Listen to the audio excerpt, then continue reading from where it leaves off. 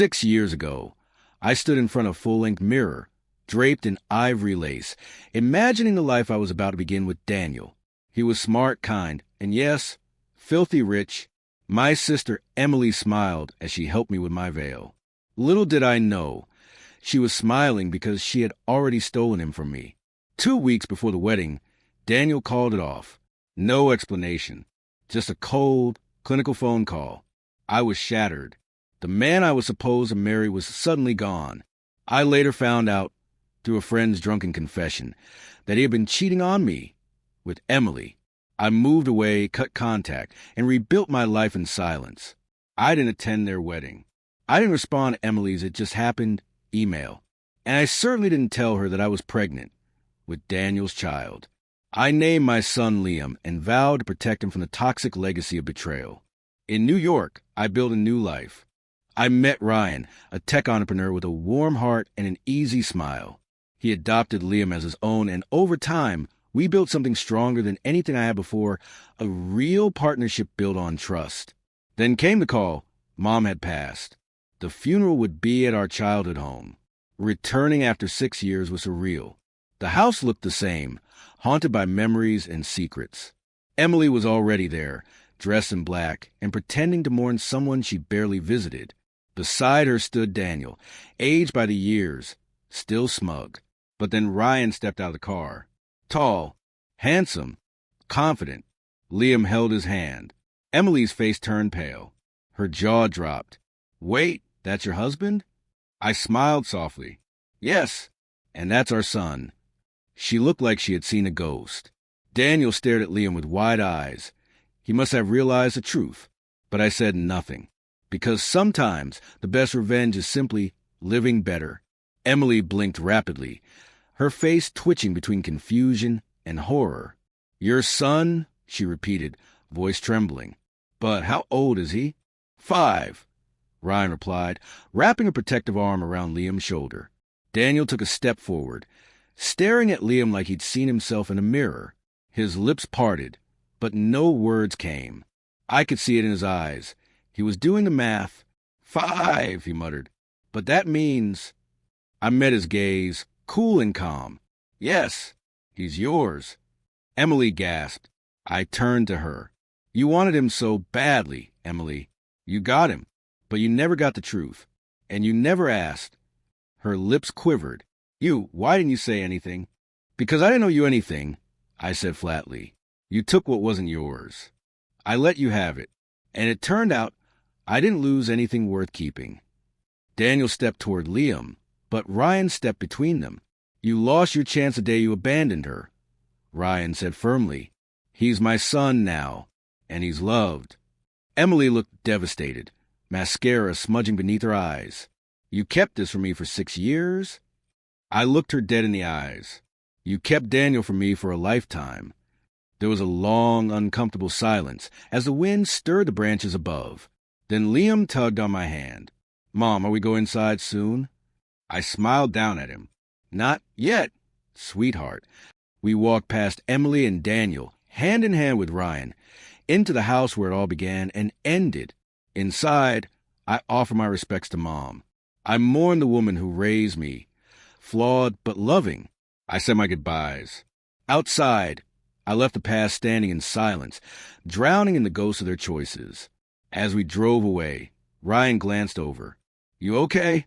I looked at Liam in the rear-view mirror, played with his toy robot, and then at Ryan. "I'm more than okay. I'm free." The summer breeze carried the scent of blooming lilacs through the open windows of our lake house. Liam, now 15, was down by the dock with Ryan, learning how to back the boat into the water. I could hear their laughter echoing across the still surface. I sat on the porch swing, coffee in hand, a novel unopened in my lap.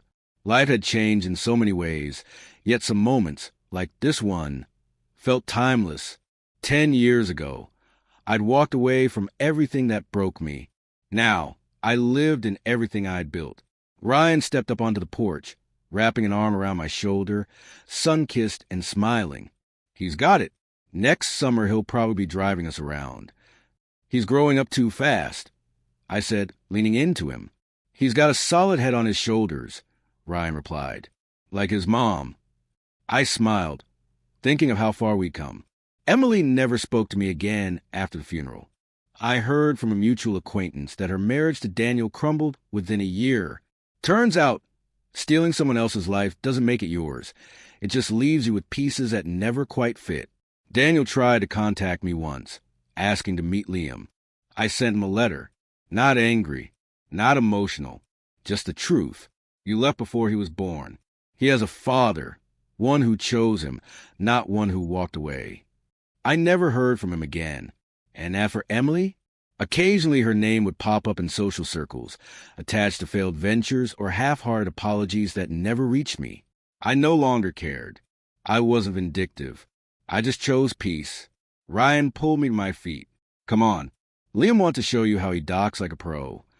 I laughed as he led me down the path to the dock, the sun setting in streaks of orange and gold. This life wasn't perfect, but it was mine, and that made all the difference. Would you like this adapted into a short screenplay, podcast script, or book chapter format? 10 years later, the lake was quiet that evening. Liam, now 15, was down at the dock skipping stones, lost in his own thoughts. Ryan grilled dinner on the back patio, humming a tune under his breath. I sat on the porch, flipping through an old photo album.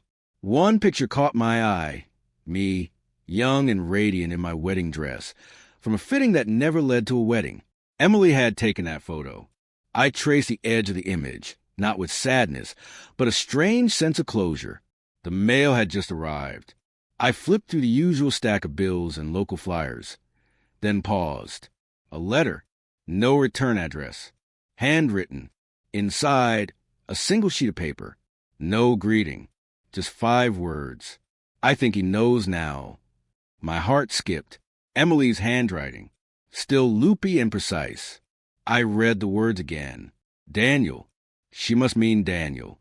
I hadn't heard from either of them in nearly a decade. What did it mean? I looked toward the dock. Liam looked so much like Daniel now, more than I like to admit. The way he carried himself, the intense gaze. But he was Ryan's son in every way that counted, in every way that mattered.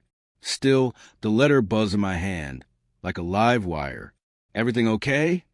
Ryan called from the patio, wiping his hands on a towel. I crumpled the note slowly, methodically. Just junk mail, I said with a soft smile. He nodded, turning back to the grill. As I walked to the dock, the letter still burned in my pocket. I stood behind Liam and watched the stone leave his hand in a perfect arc before skipping twice, then sinking. Nice one, I said. He turned to me with a grin. Taught myself. I smiled back, but deep inside, a question stirred like a storm far off at sea. Not fear, not regret, just a quiet understanding. Some ghosts never stay buried. But I had chosen my path, and I would walk it without flinching, no matter who might be watching from the shadows.